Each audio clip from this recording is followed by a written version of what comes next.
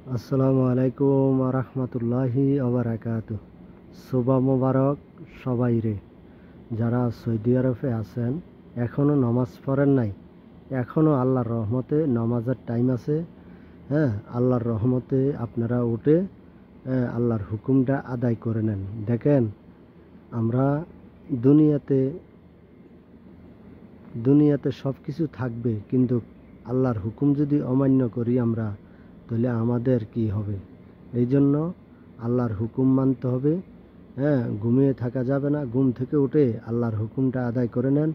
দেখেন, আল্লাহ সুবহানাহু ওয়া তাআলা যে আসমান সৃষ্টি করেছে, জমিন সৃষ্টি করেছে, কত সুন্দর।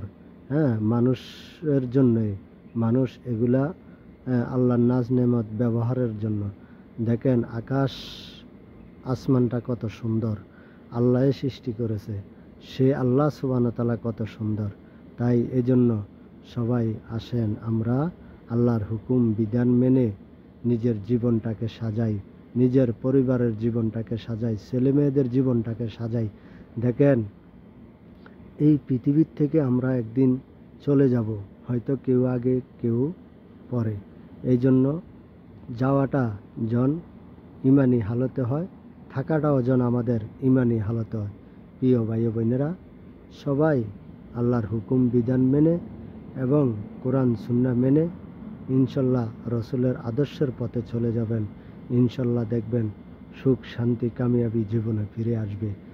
তাই সবাই ভালো থাকবেন, সুস্থ থাকবেন। আমার জন্য আপনারা দোয়া করবেন, আমিও যেন সঠিক পথে চলতে পারি। আপনাদেরকে যে কথা বলি, আমিও যেন এই কথার পথে চলতে পারি, এই জন্য দোয়া করবেন।